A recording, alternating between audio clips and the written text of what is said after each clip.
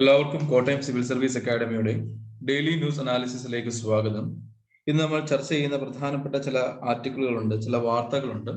13/8/2021 പ്രധാന വാർത്തകളിൽ ചിലതാണ് നമ്മൾ ഇന്ന് ചർച്ച ചെയ്യുന്നത്. അതിൽ ഏറ്റവും ആദ്യത്തേതും ഏറ്റവും പ്രാധാന്യം അർഹിക്കുന്നതുമായിട്ടുള്ള ഒരു വാർത്തയായിരുന്നു GSLV F10 F10 ഒരു പരാജയം എന്ന് പറയുന്നത്. GSLV F10 ഒരു സാറ്റലൈറ്റ് ലോഞ്ചിങ് വെഹിക്കിൾ ആയിരുന്നു. ആ സാറ്റലൈറ്റ് ലോഞ്ചിങ് വെഹിക്കിളിൽ സ്റ്റേജ് 3 അതായത് ക്രയോജനിക്സിൽ ഉണ്ടായ ചില പരാജയം കാരണം മിഷൻ ഫെയിലിയർ ആവുകയും അത് നമുക്ക് ഫുൾഫിൽ ചെയ്യാൻ സാധിക്കാതെയും വരുന്നു എന്നുള്ളതാണ്. അപ്പം ആ ഒരു സാഹചര്യത്തെ കുറിച്ച് നമ്മൾ ഡിസ്കസ് ചെയ്യേണ്ടതുണ്ട്. എന്തായിരുന്നു അത് വഹിച്ചുകൊണ്ട് പോയിരുന്ന EOS 03 എന്ന സാറ്റലൈറ്റ് എന്തായിരുന്നു അതിന്റെ ലക്ഷ്യങ്ങൾ എന്തൊക്കെയായിരുന്നു എന്നതിനെ കുറിച്ചിട്ട് നമ്മൾ അറിയണം. അതുപോലെ ക്രയോജനിക്സ് എന്താണ്, GSLVയും PSLVയും തമ്മിലുള്ള വ്യത്യാസങ്ങൾ എന്തൊക്കെയാണ് എന്നതിനെ കുറിച്ചിട്ടുള്ള ബേസിക് ആയിട്ടുള്ള ഇൻഫർമേഷൻ ആണ് നമ്മൾ ആ ക്ലാസ്സിലൂടെ നമ്മൾ കംപ്ലീറ്റ് ചെയ്യാൻ പോകുന്നത്. So let's get started with the first article and first news.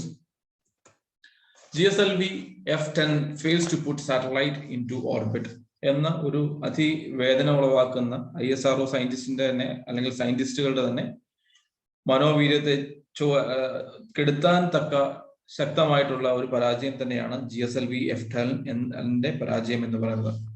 നമുക്കറിയാം എന്തുകൊണ്ടാണ് ഇത് എവിടെ നിന്നാണ് ലോഞ്ച് ചെയ്തത് എന്നൊരു ചോദ്യം ചിലപ്പോൾ നമുക്ക് പരീക്ഷകൾ ചോദിക്കാൻ സാധ്യതയുണ്ട്.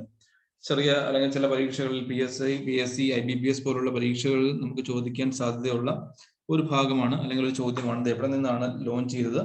ഇത് ലോഞ്ച് ചെയ്തത് Satish Dhawan space centre at Sriharikota എന്ന ലോഞ്ചിങ് പാഡിൽ നിന്നാണ് നമ്മൾ ഇത് ലോഞ്ച് ചെയ്തത്. പക്ഷേ എന്ത് ചെയ്യാം, unfortunately we lost the control of GSLV F10 due to the certain technical failure of stage 3 അല്ലെങ്കിൽ ക്രയോജനിക്സിൽ ഉണ്ടായ ചില പരാജയം കാരണം ഇത് മിഷൻ കംപ്ലീറ്റ് ചെയ്യാൻ സാധിച്ചിട്ടില്ല എന്നുള്ളതാണ് ഏറ്റവും വലിയ പ്രശ്നമായിട്ട് നമുക്ക് കണക്കാക്കുന്നത്.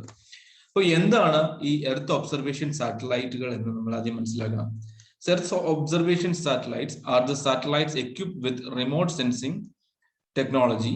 Earth observation is the gathering of information about Earth's physical, chemical and biological system. ഭൂമിയുടെ ഫിസിക്കലും അല്ലെങ്കിൽ കെമിക്കലോ അല്ലെങ്കിൽ ബയോളജിക്കലോ ആയിട്ടുള്ള മാറ്റങ്ങളെ കുറിച്ചിട്ടും അല്ലെങ്കിൽ അവയുടെ കൃത്യമായിട്ടുള്ള ഒരു പരിശോധനകൾക്കും അല്ലെങ്കിൽ കണ്ടിന്യൂസ് ആയിട്ടുള്ള ഒരു മോണിറ്ററിങ്ങിനും വേണ്ടിയിട്ടാണ് എർത്ത് ഒബ്സർവേഷൻ സാറ്റലൈറ്റ്സ് ഉപയോഗിക്കപ്പെടുന്നത്. പലപ്പോഴും എന്താണ്, നമ്മുടെ ലാൻഡ് സ്ലിപ്പ് പോലുള്ള ചില കലാമിറ്റീസ് ഉണ്ടാകുമ്പോൾ, അത്തരത്തിലുള്ള പ്രശ്നങ്ങൾ ഉണ്ടാകുമ്പോൾ അവയെക്കുറിച്ച് പഠിക്കുവാനും അവയെ കൃത്യമായിട്ട് അപഗ്രഥിക്കുവാനും വേണ്ടി നമ്മളെ സഹായിക്കുന്ന സാറ്റലൈറ്റുകളാണ് എർത്ത് ഒബ്സർവേഷൻ സാറ്റലൈറ്റ് എന്ന് പറയുന്നത്. മിക്കവാറും സാറ്റലൈറ്റുകൾ നമ്മൾക്ക് വരുന്നത് ഒരു സൺ സിൻക്രോണസ് ഓർബിറ്റിലായിരിക്കും ഇത് നമ്മൾ പ്ലേസ് ചെയ്യാം. മറ്റ് എർത്ത് ഒബ്സർവേഷൻ സാറ്റലൈറ്റ് ഇതുവരെ ലോഞ്ച് ചെയ്ത ISRO ലോഞ്ച് ചെയ്ത് Resourcesat 2, 2A, Cartosat 1, 2, 2A, 2B, RISAT 1 and 2, Oceansat 2, മേഘാട്രോപിക്സ്, SARAL and Scatsat 1, INSAT 3DR, 3D etc. ഇവയൊക്കെയാണ് നമ്മുടെ എർത്ത് ഒബ്സർവേഷൻ സാറ്റലൈറ്റുകൾ, മറ്റ് എർത്ത് ഒബ്സർവേഷൻ സാറ്റലൈറ്റുകൾ എന്ന് പറയുന്നത്. ഇത് നമ്മുടെ UPSC പ്രിലിംസിന് ചോദിക്കാൻ അല്ലെങ്കിൽ അങ്ങനെയുള്ള ചില ചോദ്യങ്ങളിൽ പരീക്ഷകളിൽ വരാൻ സാധ്യതയുള്ള ചോദ്യമാണ് ഈ ലിസ്റ്റ് എന്ന് പറയുന്നത്. ചിലപ്പോൾ ചോദിക്കാം which among the following are earth observation satellite എന്ന ചോദ്യം ചിലപ്പോൾ ചോദിക്കാം.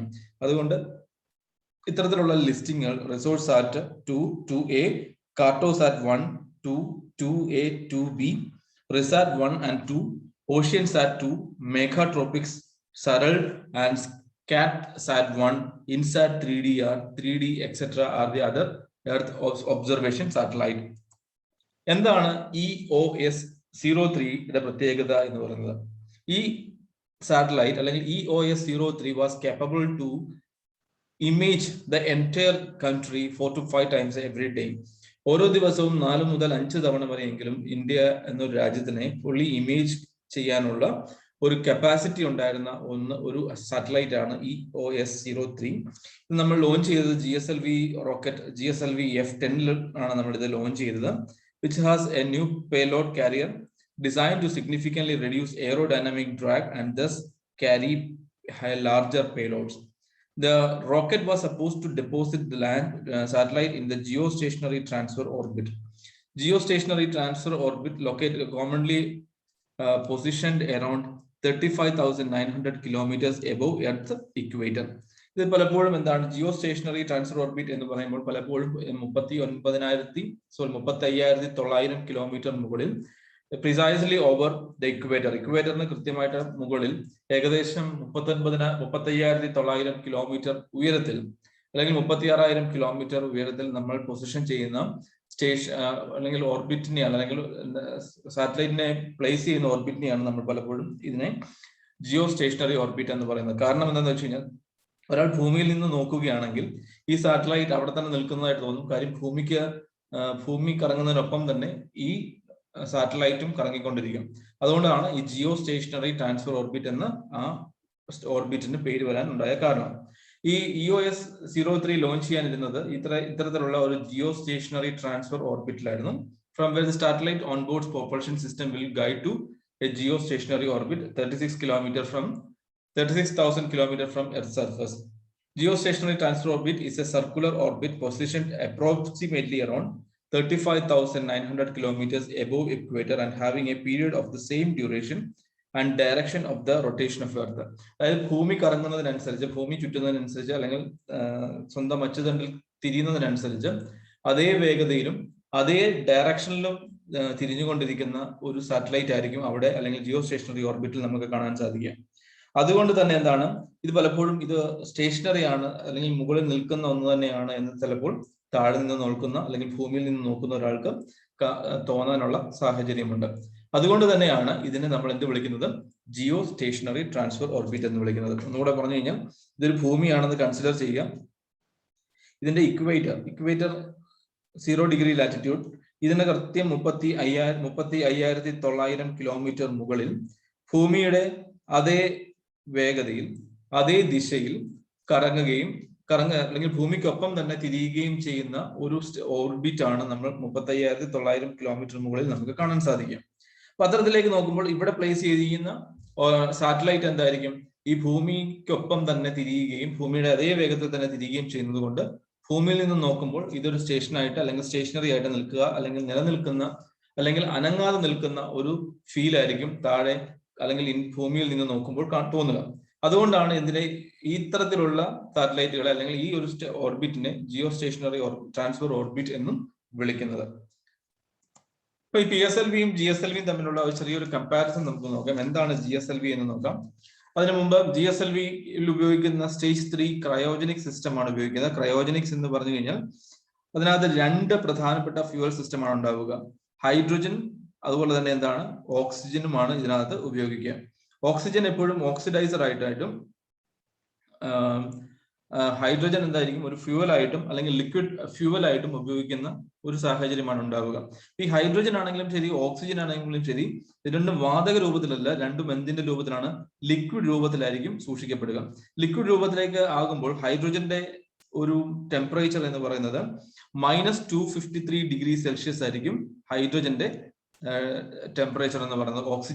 ഓക്സിജൻ സൂക്ഷിക്കുന്നത് -183 ഡിഗ്രി സെൽഷ്യസിലാണ് ഓക്സിജൻ ഈ ക്രയോജനിക്സിൽ സൂക്ഷിക്കുക. അപ്പൊ ഈ ഓക്സിജൻ ഓക്സിഡൈസർ ആയിട്ടും ഹൈഡ്രജൻ ഒരു ഫ്യൂവൽ ആയിട്ടുമാണ് ഇവിടെ ഉപയോഗിക്കപ്പെടുന്നത്. ഇതിന്റെ ഗുണം എന്താണെന്ന് വെച്ച് കഴിഞ്ഞാൽ അല്ലെങ്കിൽ ഇതിന്റെ ക്രയോജനിക്സ് എന്ന വാക്കിന്റെ മീനിങ് തന്നെ എന്താണെന്ന് വെച്ച് കഴിഞ്ഞാൽ it refers to a subzero temperature. Subzero temperature എന്ന് തന്നെയാണ് ക്രയോജനിക്സ് എന്ന വാക്കിന്റെ മീനിങ് ആയിട്ട് നമുക്ക് ഉപയോഗിക്കുന്നത്. അല്ലെങ്കിൽ ക്രയോജനിക്സിന്റെ വാക്കിന്റെ മീനിങ് എന്ന് പറയുന്നത് വെരി ലോ ടെമ്പറേച്ചർ എന്നാണ് ക്രയോജനിക്കിന്റെ കൃത്യമായിട്ടുള്ള മീനിങ് എന്ന് പറയുന്നത്. It refers to a technical of subzero temperature.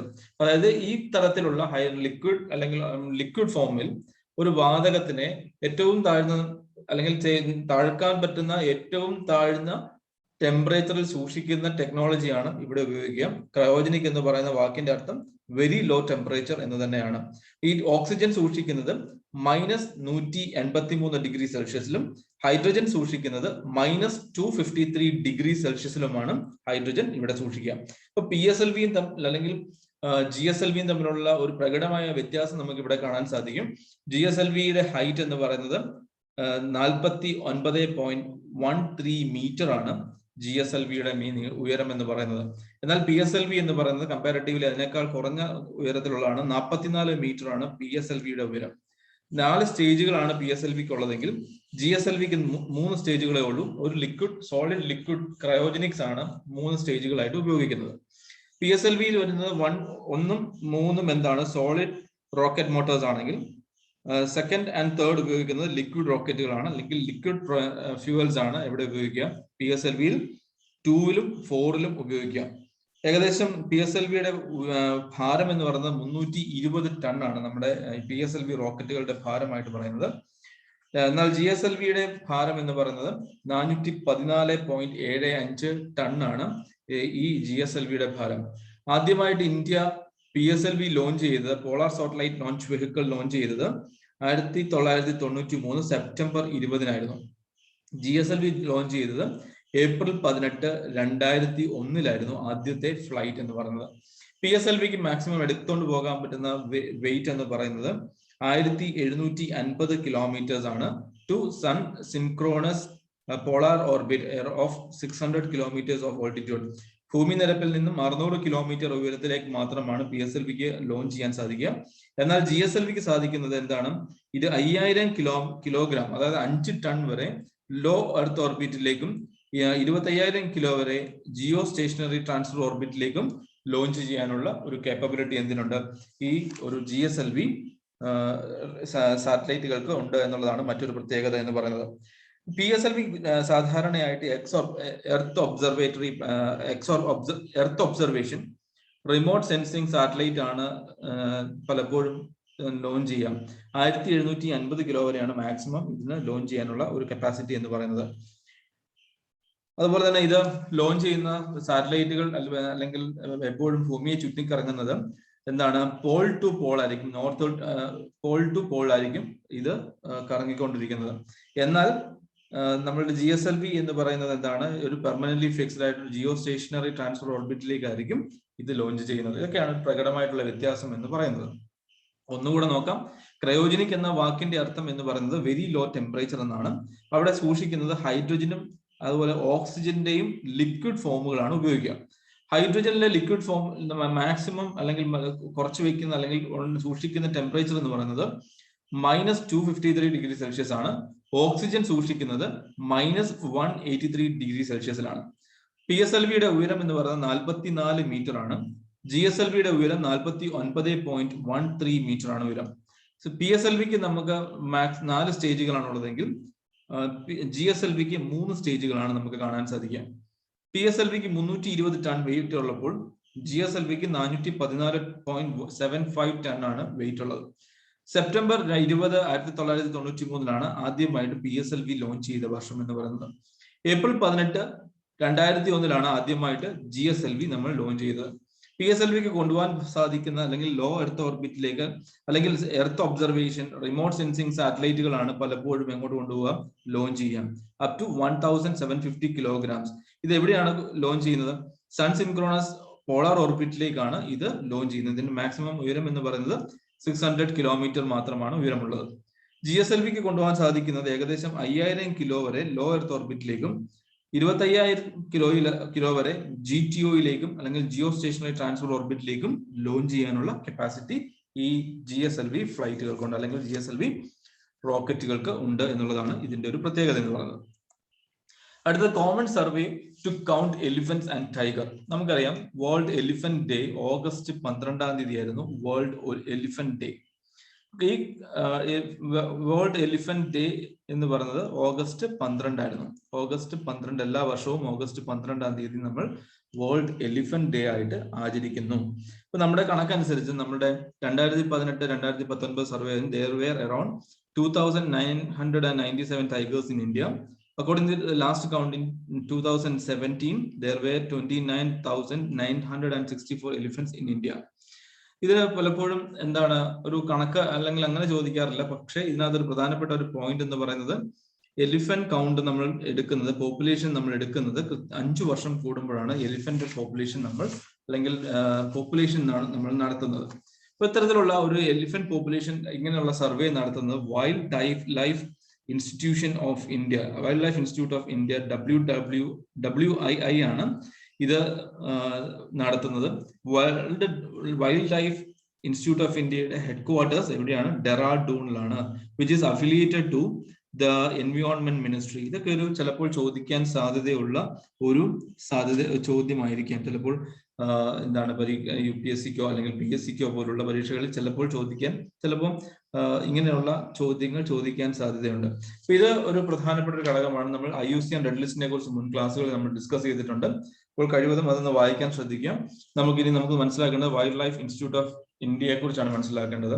It offers training programme, academic courses and advisory in wildlife research and management. ഇതാണ് ഇവയുടെ ഒരു ലോഗോ എന്ന് പറയുന്നത്. ഇതൊരു മാനിന്റെ ചിഹ്നമാണ്, മാനിന്റെ തലയാണ്. അവിടെ ഇതൊന്ന് ശ്രദ്ധിച്ചു നോക്കിയാൽ മനസ്സിലാവും. എവിടെയെങ്കിലും കണ്ടു കഴിഞ്ഞാൽ മനസ്സിലാക്കാൻ വേണ്ടിയിട്ടാണ് ഈ ഇമേജ് കൂടെ തന്നിരിക്കുന്നത്. ഇത് ആദ്യമായിട്ട് സ്റ്റാർട്ട് ചെയ്ത വർഷം എന്ന് പറയുന്നത് 1982 ഹെഡ്ക്വാർട്ടേഴ്സ് ഡെറാഡൂൺ ആയിട്ടാണ് തുടങ്ങിയിരിക്കുന്നത്. Which is an autonomous institution of ministry of environment and forest. ഇത് മിനിസ്ട്രി ഓഫ് എൻവയോൺമെന്റിൽ അഫിലിയേറ്റ് ചെയ്യപ്പെട്ടിരിക്കുന്ന അല്ലെങ്കിൽ അവയുടെ കീഴിൽ മിനിസ്ട്രി ഓഫ് എൻവയോൺമെന്റ് ആൻഡ് ഫോറസ്റ്റിന്റെ കീഴിൽ പ്രവർത്തിക്കുന്ന സ്വതന്ത്ര ഒരു ഇൻസ്റ്റിറ്റ്യൂട്ട് ആണ് wildlife institute of India എന്ന് പറയുന്നത്. പലപ്പോഴും ഫോറസ്റ്റ് ട്രെയിനിങ്ങും അവർ എഡ്യൂക്കേഷനും നടത്തുന്നത് വൈൽഡ് ലൈഫ് ഇൻസ്റ്റിറ്റ്യൂട്ട് ഓഫ് ഇന്ത്യയിൽ തന്നെയാണ് ഈ ക്ലാസുകൾ നടത്തപ്പെടുന്നത്. Recently, Pakistan successfully test fired nuclear capable ballistic missile. അതിന്റെ ഒരു പേര് നമുക്ക് പറയാം, ഗസ്നവി എന്ന ഒരു മിസൈലാണ്, ബാലിസ്റ്റിക് മിസൈലാണ് ഇവർ ടെസ്റ്റ് ഫയർ ചെയ്തത്. ഇതിന് ഏകദേശം ഇതൊരു സർഫസ് ടു സർഫസ് മിസൈലാണ്. നമുക്കറിയാം ഏകദേശം 290 കിലോമീറ്റർ സ്ട്രൈക്ക് റേഞ്ച് ഉള്ള ഒരു കാപ്പബിലിറ്റി ഉള്ള ഒരു ന്യൂക്ലിയർ കേപ്പബിൾ ആയിട്ടുള്ള അല്ലെങ്കിൽ അണുബോംബ് ക്യാരി ചെയ്യാൻ കപ്പാസിറ്റി ഉള്ള ഒരു സർഫസ് ടു സർഫസ് ബാലിസ്റ്റിക് മിസൈലാണ് ഗസ്നവി എന്ന ഇന്ന് റീസെന്റ് ടെസ്റ്റ് ഫയർ ചെയ്യപ്പെട്ടിട്ടുള്ള പാകിസ്ഥാന്റെ സർഫസ് ടു സർഫസ് മിസൈലാണ് ഗസ്നവി. അപ്പൊ ഇത് ചിലപ്പോൾ ചോദിക്കാൻ എവിടെയെങ്കിലും പരീക്ഷകളിലോ ചോദിക്കാൻ സാധ്യതയുള്ള ഒരു പോയിന്റ് ആണ്. അത് കൃത്യമായിട്ട് ഓർത്തു വെക്കാൻ ശ്രദ്ധിക്കുക. ഇനി അടുത്ത ഒരു പ്രധാനപ്പെട്ട വാർത്തയായിരുന്നു, wild fires rages Algeria marks day of morning. പലപ്പോഴും എന്താണ് ഏകദേശം 69-ലധികം ആളുകൾ മരിച്ച ഒരു വലിയ ഒരു കാട്ടുതീയായിരുന്നു അവിടെ അൾജീരിയയിൽ സംഭവിച്ചത്. അപ്പൊ അൾജീരിയ എന്ന് പറയുന്നത് നമ്മുടെ UPSCയിലെ മാപ്പ് സ്റ്റഡിയിൽ നമുക്ക് ഒന്നും പരിചയപ്പെടേണ്ട ഒരു കാര്യമുണ്ട്. മാപ്പ് സ്റ്റഡിയിൽ ഏറ്റവും പ്രാധാന്യം അർഹിക്കുന്ന ഒന്നാണ്. ഇങ്ങനെയുള്ള റെലവെന്റ് ആയിട്ടുള്ള മാറ്റേഴ്സ് വരുമ്പോൾ വളരെയധികം പ്രാധാന്യമുള്ള ഒന്നാണ് ഈ മാപ്പ് സ്റ്റഡി എന്ന് പറയുന്നത്. നമുക്കറിയാം ആഫ്രിക്കൻ രാജ്യത്തിന്റെ നോർത്ത് വെസ്റ്റേൺ ഒരു രാജ്യമാണ് അൾജീരിയ എന്ന് പറയുന്നത്. അൾജീരിയക്ക് സമീപത്തായിട്ട് അൾജീരിയ എന്ന് പറയുന്നത് നമുക്കിവിടെ കാണാൻ സാധിക്കും. നമ്മുടെ ആഫ്രിക്കയുടെ Morocco, Tunisia, Libya, Mauritania, Mali, Niger തുടങ്ങിയിട്ടുള്ള രാജ്യങ്ങൾക്ക് അടുത്ത് കിടക്കുന്ന ഒരു രാജ്യമാണ് അൾജീരിയ എന്ന് പറയുന്നത്. ഇത് ലാൻഡ് ലോക്ക്ഡ് നേഷൻ ഒന്നുമല്ല, പകരം എന്താണ് മെഡിറ്ററേനിയൻ സീയുടെ തീരത്താണ് സ്ഥിതി ചെയ്യുന്നത്, അൾജീരിയ സ്ഥിതി ചെയ്യുന്നത്. അപ്പൊ അൾജേഴ്സ് ആണ് ഈ അൾജീരിയയുടെ ക്യാപിറ്റൽ സിറ്റി എന്ന് പറയുന്നത്. Morocco, Mauritania, Mali, Niger, Libya, ടുണീസിയ തുടങ്ങിയ രാജ്യങ്ങളാണ് ഈ അൾജീരിയയുമായിട്ട് ബോർഡർ ഷെയർ ചെയ്യുന്ന ചില രാജ്യങ്ങൾ എന്ന് പറയുന്നത്. ഇത് ഓർത്ത് വെക്കുക, Morocco, Mauritania, Mali, Niger, Libya and Tunisia. അപ്പം ഇതിന് ഒപ്പം തന്നെ നമ്മൾ ചിന്തിക്കേണ്ടത് മെഡിറ്ററേനിയൻ സീ എന്നറിയപ്പെടുന്ന ഒരു കടൽ നമുക്ക് അവിടെയുണ്ട്. ഇപ്പൊ മെഡിറ്ററേനിയൻ സീ ഏതൊക്കെ രാജ്യങ്ങളുമായിട്ട് അതിർത്തി പങ്കിടുന്നു എന്നുള്ളതൊക്കെയും പ്രധാനമായിട്ട് ചോദിക്കാൻ സാധ്യതയുള്ള ഒരു ഭാഗമാണ്. ഇപ്പം അതിനകത്ത് തന്നെ ഒരുപാട് ചെറിയ കടലുകളും ചെറിയ ചെറിയ സ്ട്രെയിറ്റുകളും നമുക്ക് കാണാനും അല്ലെങ്കിൽ നമുക്ക് മനസ്സിലാക്കാനും സാധിക്കും. അപ്പൊ നമുക്കറിയാം ഈ മെഡിറ്ററേനിയൻ സീ എന്ന് പറയുന്നത് എന്താണ്, ഇവിടെയും മുതൽ ഇവിടെ സ്ട്രെയിറ്റ് ഓഫ് ജിബ്രാൾട്ടർ ഉണ്ട്, അതുപോലെ ബലേറിക് സീ ഇവിടെ നമുക്ക് കാണാൻ സാധിക്കും. അതുപോലെ തന്നെ ഗൾഫ് ഓഫ് ലിയോൺ, അതുപോലെ ലിഗ്വേറിയൻ സീ, ടെറേനിയൻ സീ, അതുപോലെ ഇറ്റലിയുടെ താഴെ അല്ലെങ്കിൽ sea of Sicily, strait of Messina തുടങ്ങിയിട്ടുള്ള പ്രധാനപ്പെട്ട ചോദ്യങ്ങൾ നമുക്ക് ഇവിടെ നിന്ന് കിട്ടാൻ സാധ്യതയുള്ള ചില ചോദ്യങ്ങളുണ്ട്. അപ്പം അതൊന്ന് കൃത്യമായിട്ടൊന്ന് ഓർത്ത് വെക്കാൻ ശ്രദ്ധിക്കുക. Libyan Sea, Gulf of Sidra, ഇതൊരു പ്രധാനപ്പെട്ട ചോദ്യമായിട്ട് വരാൻ സാധ്യതയുണ്ട്. ഗൾഫ് ഓഫ് ഗ്ലേബ് എവിടെയാണ്? ടുനീസിയയുടെ തീരങ്ങളിലാണ്. ലിബിയയുടെ തീരത്താണ് ഗൾഫ് ഓഫ് സിദ്ര ഉള്ളത്. ലെവന്റൈൻ സീ ഇസ്രായേൽ ലെബനോന്റെ അടുത്തൊക്കെയാണ്. ഗൾഫ് ഓഫ് അന്റാലിയ തുർക്കിയുടെ തീരങ്ങളിലാണുള്ളത്. ഏഗൻ സീ നമുക്കിവിടെ കാണാൻ സാധിക്കും. സീ ഓഫ് മർമര, ഇങ്ങനെയുള്ള ചില ചോദ്യങ്ങൾ നമുക്ക് കാണാൻ പറ്റും. സീ ഓഫ് ക്രിട്ടയും ഏറ്റവും പ്രധാനപ്പെട്ട ഒന്നാണ് strait of Gibraltar.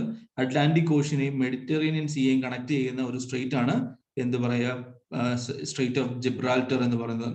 Straight of Messina, straight of Messina എന്തായിരുന്നു? നമ്മുടെ ഇറ്റലിയുടെ അയോണിയൻ സീയെയും ടിറാനിയൻ സീയെയും തമ്മിൽ കണക്ട് ചെയ്യുന്ന ഒന്നാണ്. അതായത് ടിറാനിയൻ സീയെയും അയോണിയൻ സീയെയും തമ്മിൽ കണക്ട് ചെയ്യുന്ന സ്ട്രെയിറ്റ് ആണ് ഇത് സ്ട്രെയിറ്റ് ഓഫ് മെസീന എന്ന് പറയുന്ന സ്ട്രെയിറ്റ് എന്ന് പറയുന്നത്. സീ ഓഫ് സിസിലി എവിടെയൊക്കെയാണ്? ഇറ്റലിക്കും മാൾട്ടയ്ക്കും ഇടയിലാണ് ഈ സീ ഓഫ് സിസിലി നമുക്ക് കാണാൻ സാധിക്കുക. ഇതൊക്കെയാണ് ചിലപ്പോൾ ചോദിക്കാൻ സാധ്യതയുണ്ട്. അതുപോലെ അഡ്രിയാറ്റിക് സീയെയും അയോണിയൻ സീയെയും തമ്മിൽ കണക്ട് ചെയ്യുന്ന ഒന്നാണ് സ്ട്രെയിറ്റ് ഓഫ് ഒട്രാൻഡോ എന്നറിയപ്പെടുന്ന സ്ട്രെയിറ്റ്. എന്താണ്? ഈ അയോണിയൻ സീയെയും അഡ്രിയാറ്റിക് സീയെയും തമ്മിൽ കണക്ട് ചെയ്യുന്ന സ്ട്രെയിറ്റ് ആണ്. സ്ട്രെയിറ്റ് എന്ന് പറഞ്ഞാൽ നമുക്കറിയാം രണ്ട് വലിയ വാട്ടർ ബോഡി, അതായത് ഈ അറ്റ്ലാന്റിക് ഓഷ്യൻ പോലുള്ള ഒരു വലിയ വാട്ടർ ബോഡിയാണ്. മെഡിറ്ററേനിയൻ സീയും ഒരു വലിയ വാട്ടർ ബോഡിയാണ്. ഇവയെ തമ്മിൽ കണക്ട് ചെയ്യുന്ന നാരോ പാസേജിനെയാണ് നമ്മൾ സ്ട്രെയിറ്റ് എന്ന് വിളിക്കുക. അത്തരത്തിലുള്ള ഒരു അഡ്രിയാറ്റിക് സീയെയും അയോണിയൻ സീയെയും തമ്മിൽ കണക്ട് ചെയ്യുന്ന ഒന്നാണ് എന്ത്? സ്ട്രെയിറ്റ് ഓഫ് ഒട്രാൻഡോ എന്ന് പറയുന്നത്. അതുപോലെ അയോണിയൻ സീയെയും ടിറാനിയൻ സീയെയും തമ്മിൽ കണക്ട് ചെയ്യുന്ന സ്ട്രെയിറ്റ് ആണ് സ്ട്രെയിറ്റ് ഓഫ് മെസീന എന്ന് പറയുന്ന സ്ട്രെയിറ്റും എന്നുള്ളത്. ഇത് എന്താണ്? ഇതിന് ചുറ്റും ഈ മെഡിറ്ററേനിയൻ സീയുടെ ചുറ്റും സ്പെയിൻ ഉണ്ട്, France, Italy, Slovenia, Croatia, Albania, Greece, Turkey, Cyprus തുടങ്ങിയ രാജ്യങ്ങൾ, ഇസ്രായേലും ലെബനോൻ എല്ലാം എന്താണ്? ഈ ഒരു മെഡിറ്ററേനിയൻ സീക്ക് ചുറ്റും അല്ലെങ്കിൽ കരകൾ അല്ലെങ്കിൽ തീരങ്ങൾ പങ്കിടുന്ന രാജ്യമാണ്, രാജ്യങ്ങളുടെ എണ്ണമാണ്, രാജ്യങ്ങളുടെ പേരുകളാണിത്. ഇതൊന്ന് ഓർത്ത് വയ്ക്കുന്നതാണ്. ചിലപ്പോൾ ചോദിക്കാൻ സാധ്യതയുണ്ട്. ചിലപ്പോൾ ഇങ്ങനെയും ചോദിക്കാം, ഈ മെഡിറ്ററേനിയൻ സീയിൽ നമുക്ക് കാണാൻ പറ്റുന്ന ഐലൻഡ്സ് എന്തൊക്കെയാണ്? അത്തരത്തിലുള്ള ചോദ്യങ്ങളും ചിലപ്പോൾ UPSC ചോദിച്ചേക്കാൻ സാധ്യതയുണ്ട്. ഇതൊക്കെ എവിടെ നിന്നാണ് വന്നത്? നമ്മുടെ ഒരു ഒറ്റ ചോദ്യത്തിൽ നിന്നാണ് വന്നിരിക്കുന്നത്. അൾജീരിയ എന്ന ഒരു രാജ്യത്തിലെ വൈൽഡ് ഫയർ, അതായത് സഹാറൻ മരുഭൂമിയുടെ പ്രോക്സിമിറ്റി ഉള്ള അൾജീരിയൻ എന്ന ഒരു രാജ്യത്തിന്റെ ഉണ്ടായ വൈൽഡ് ലൈഫ്, കാട്ടുതീ കാരണമാണ് ഇത്തരത്തിലുള്ള ചോദ്യങ്ങളെല്ലാം നമ്മൾ പരിശോധിക്കേണ്ടതായിട്ട് വരുന്നത്.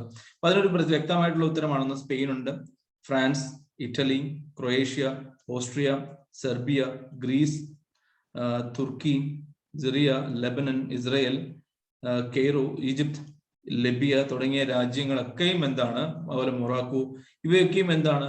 ഈ ഒരു മെഡിറ്ററേനിയൻ സീയുമായിട്ട് തീരങ്ങൾ പങ്കുവയ്ക്കുന്ന രാഷ്ട്രങ്ങളാണ്. അത് കൃത്യമായിട്ട് ഓർത്ത് വെക്കാൻ ശ്രദ്ധിക്കുക. ചിലപ്പോൾ ഇവയെ നോർത്തിൽ നിന്ന് സൗത്തിലേക്കും, സൗത്തിൽ നിന്ന് നോർത്തിലേക്കും, ഈസ്റ്റിൽ നിന്ന് വെസ്റ്റിലേക്കും, വെസ്റ്റിൽ നിന്ന് ഈസ്റ്റിലേക്കും ഒക്കെ ആയിട്ട് നമ്മൾക്ക് എന്ത് ചെയ്യേണ്ടി വരും? അറേഞ്ച് ചെയ്യേണ്ടതായിട്ടുള്ള ഒരു സാഹചര്യം വന്നേക്കാം. അതുകൊണ്ട് അത് കൃത്യമായിട്ട് ഓർത്ത് വെക്കാൻ ശ്രദ്ധിക്കുക. അതുപോലെ തന്നെ ചിലപ്പോൾ PSCകളിലോ അല്ലെങ്കിൽ ബാങ്ക് എക്സാം പോലുള്ള പരീക്ഷകളിലോ ഒക്കെ ചിലപ്പോൾ ചോദിക്കാൻ സാധ്യതയുള്ള ഒരു ചോദ്യമാണ്, റീസെന്റ് ഇസ്രായേൽ ഏത് രാജ്യവുമായിട്ടാണ് ഡിപ്ലോമാറ്റിക് മിഷൻ സ്റ്റാർട്ട് ചെയ്തത് എന്നുള്ളതാണ്. അതൊരു സിമ്പിൾ വേർഡായിട്ട് അല്ലെങ്കിൽ ഒരു ഉത്തരമാണ്. മൊറോക്കോ എന്ന രാഷ്ട്രവുമായിട്ടാണ് ഇസ്രായേൽ ഈ റീസെന്റ് എന്ത് ചെയ്തിരിക്കുന്നത്? ഡിപ്ലോമാറ്റിക് റിലേഷൻഷിപ്പ് സ്റ്റാർട്ട് ചെയ്തിരിക്കുന്നത്. ഇതൊക്കെയാണ് ഇന്നത്തെ പ്രധാനപ്പെട്ട വാർത്തകൾ നമ്മൾ മനസ്സിലാക്കേണ്ടതും അതിൽ നിന്നുള്ള പ്രധാനപ്പെട്ട ഫിലിംസ് പെർസ്പെക്റ്റീവിലുള്ള ചോദ്യങ്ങളും അല്ലെങ്കിൽ മറ്റു പരീക്ഷകൾക്ക് വരാൻ സാധ്യതയുള്ള ചോദ്യങ്ങളും ഇവിടെ നിന്നാണ് നമ്മൾ മനസ്സിലാക്കുന്നത്. സോ കൃത്യമായിട്ട് പത്രങ്ങൾ വായിക്കാൻ ശ്രദ്ധിക്കുക. അവയ്ക്ക് വേണ്ട അതിൽ നിന്ന് കുറച്ച് ക്വസ്റ്റ്യൻസ് ഉണ്ടാക്കുവാനും സ്വയം പരിശീലിക്കുവാനും ശ്രദ്ധിക്കുക എന്നത് മാത്രമാണ് ഇപ്പോൾ പറയാനുള്ളത്. Thank you. Have A great day.